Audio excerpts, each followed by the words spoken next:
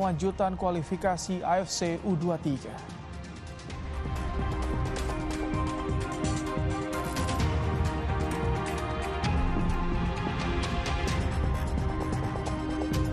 Bentrokan terjadi saat demonstrasi menolak pemblokiran media sosial di Nepal. 19 orang tewas dan puluhan lainnya luka-luka.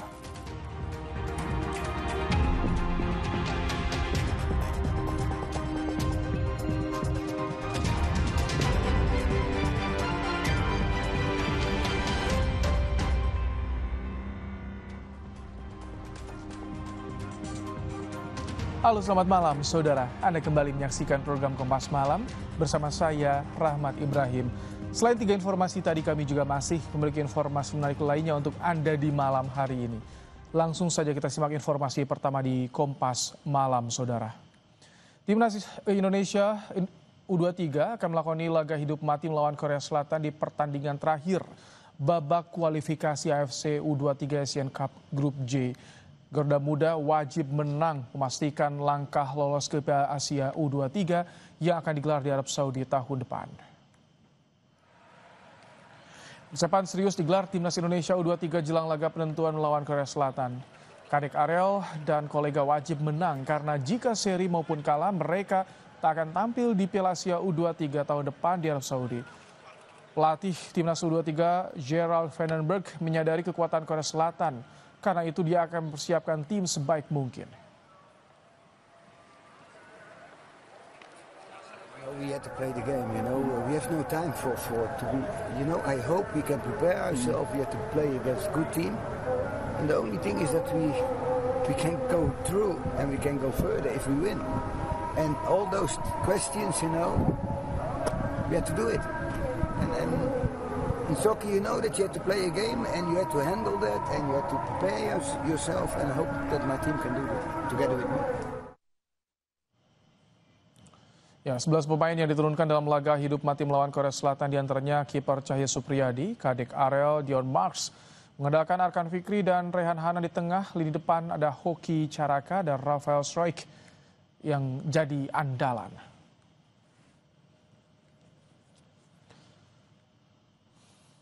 Ya, Indonesia berada di peringkat kedua klasemen sementara Grup J kualifikasi AFC U23. Garuda Muda mengemas 4 poin dari 1 kemenangan dan 1 kali imbang.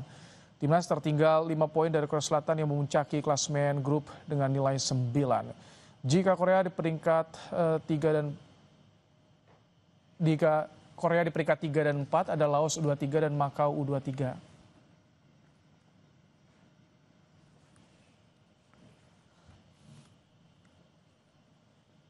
Sebulan lagi Timnas Indonesia akan melakoni laga perdana di babak keempat kualifikasi Piala Dunia 2026. Bagaimana peluang Timnas menuju Piala Dunia? Kita bahas selepas jeda.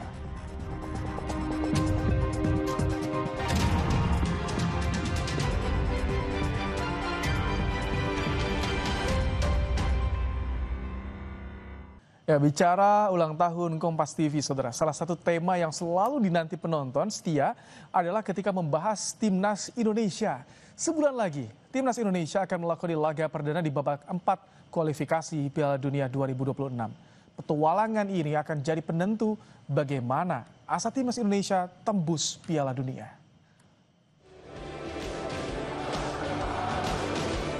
Timnas senior telah memulai persiapan babak keempat kualifikasi Piala Dunia 2026 zona Asia. Menghadapi 2 tim asal Asia, JIZ dan kawan-kawan kembali mengasah kekompakan. Usai mampu melibas Taiwan 6-0, Timnas Indonesia ditahan imbang tim kuat Lebanon 0-0. Pertandingan melawan Lebanon menjadi ujian sesungguhnya bagi Timnas sebelum laga melawan Arab Saudi dan Irak pada Oktober mendatang. Pelatih Patrick Kluivert mengaku bangga dengan anak asuhnya yang mampu memainkan skema baru. Kluivert bilang ini adalah momen yang baik menuju pertandingan lawan Arab Saudi dan Irak. Well, first of all, I think global, the whole match seems that we dominated the game from left to right, front to back. Had fantastic actions, individual actions. We had some few chances. Unfortunately, we couldn't score. But I'm very proud of the team because I implemented now the new system and they adopted like really, really good. This is a really good moment to build on. That was Saudi Arabia and Iran. Ketua Umum PSSI Erick Thohir bilang untuk di bulan Oktober tidak ada lagi penambahan pemain timnas. Seluruh pemain yang diproyeksikan sudah bergabung dan siap untuk dimainkan. Kita di round 4, kalau kesempatan itu tertutup kita ke playoff round 5. Tetapi kita fokus round 4 dulu. Yang kita coba hasil maksimal dan saya rasa untuk penambahan pemain sudah tidak ada lagi. Ini semua pemain sudah, saya rasa sudah tebal ya.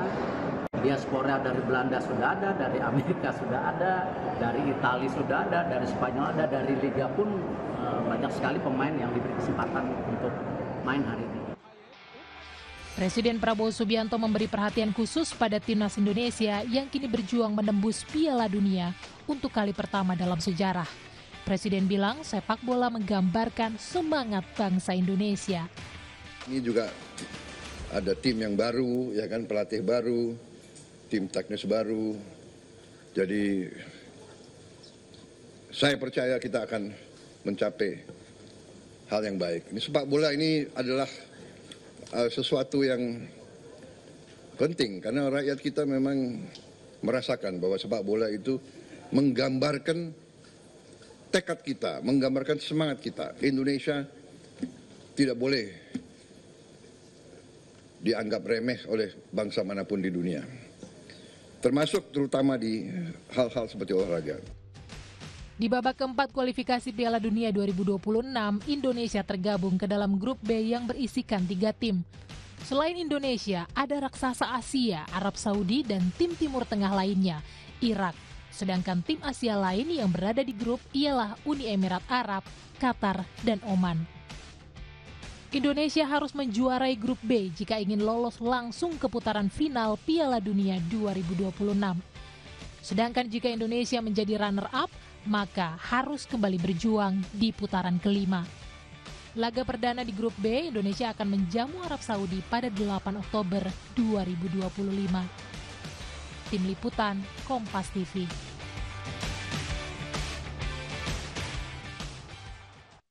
Perjalanan Indonesia di kualifikasi Piala Dunia 2026 disorot legenda sepak bola dunia. Mereka kagum dengan perjuangan timnas yang bisa tembus babak 4 kualifikasi Piala Dunia. Mantan kapten timnas Jepang, Keisuke Honda, baru-baru ini memuji timnas Indonesia. Ex-pemain AC Milan tersebut bilang Indonesia sukses sebagai tim nasional karena punya pemain yang berbagi pengalaman mereka dengan pemain lokal. Kemudian mantan bintang Lazio dan juga pelatih Inter Milan Roberto Mancini yang sempat menjadi pelatih Arab Saudi bilang timnas Indonesia adalah salah satu tim yang maju. Mancini bahkan jadi korban dipecat Arab Saudi karena tak bisa kalahkan timnas Indonesia. Kemudian ada juga bintang Australia Tim Cahill yang memuji timnas. Ex-pemain Everton tersebut bilang mereka harus bangga karena perkembangan sepak bola di Indonesia terutama dengan performa yang ditampilkan di Piala Asia 2023.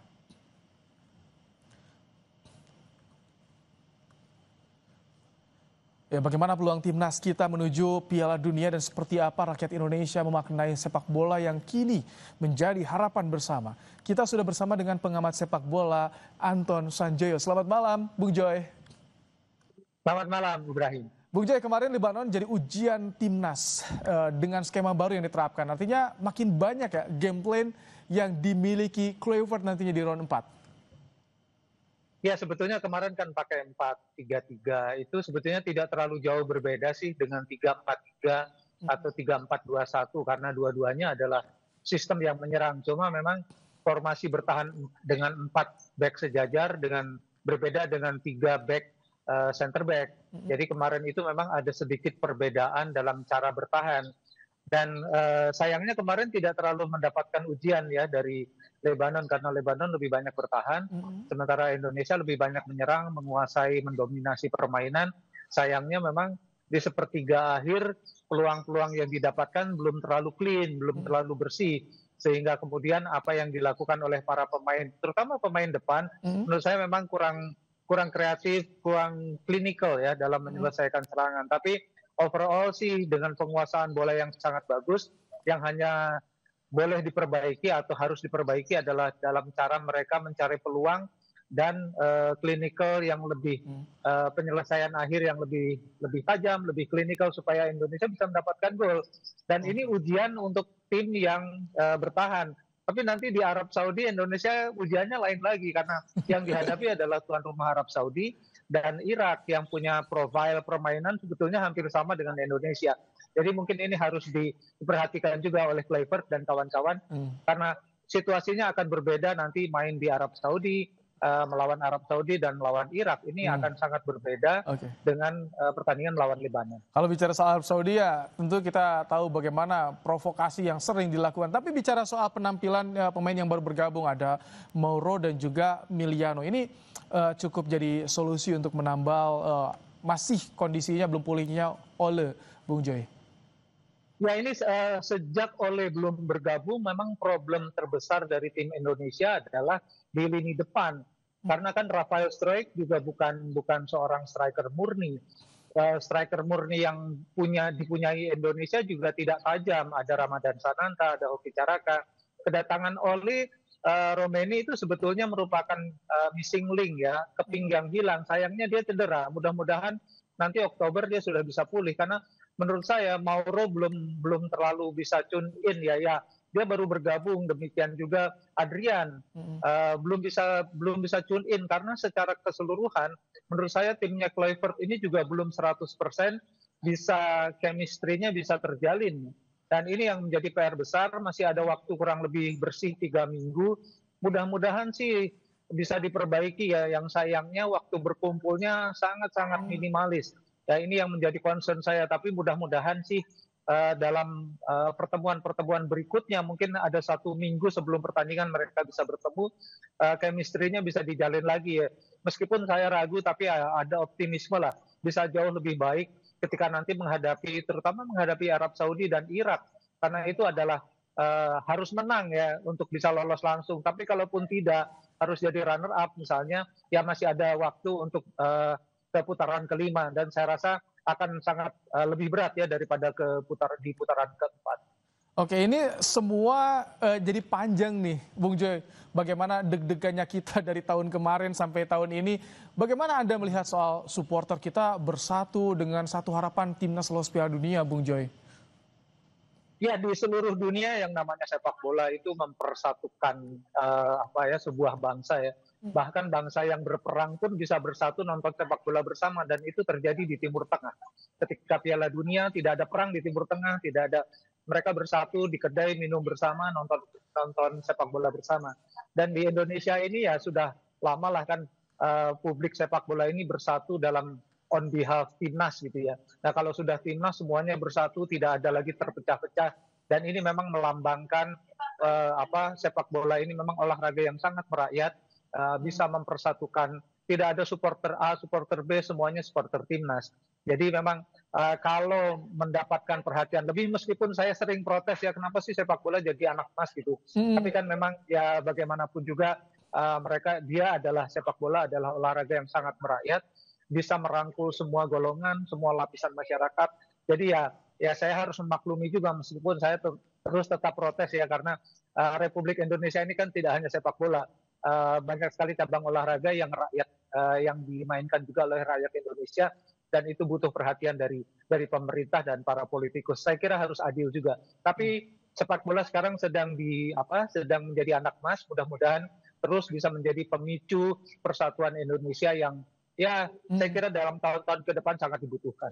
Bahkan tidak hanya senior di kelompok umur U23, U20, U17 juga sekarang ternyata levelnya targetnya udah dunia, Asia bahkan dunia ya, Bung Joy. Ya, kalau level dunia sih belum, tapi level Asia kita sudah mulai disegani. Kalau kelompok umur kan sebetulnya di level Asia Tenggara kita sering juara. Di level U23 kita pernah mengalahkan Yordania dengan permainan yang sangat cantik. Kita nyaris ke Olimpiade. Jadi sebetulnya level permainan di kelompok umur pun sudah meningkat. Jadi ini memang momentum harus betul-betul dimanfaatkan. Tapi di kelompok senior memang ada harapan yang begitu tinggi, meskipun juga harus siap-siap karena yang kita hadapi adalah Arab Saudi. Kita main di Arab Saudi, Irak juga kita tidak pernah menang lawan Irak.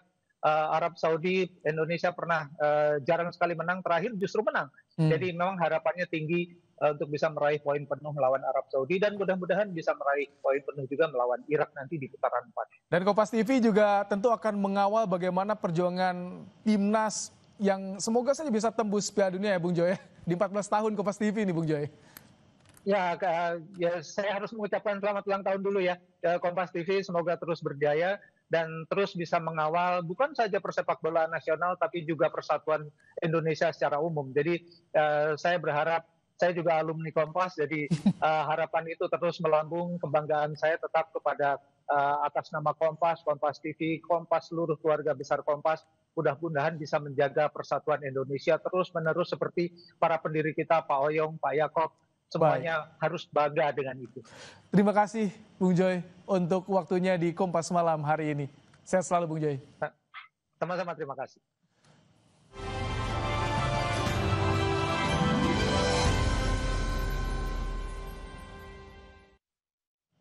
Saudara, timnas U23 Indonesia tertinggal 0-1 dari Korea Selatan dalam laga grup J kualifikasi Piala Asia U23 2026.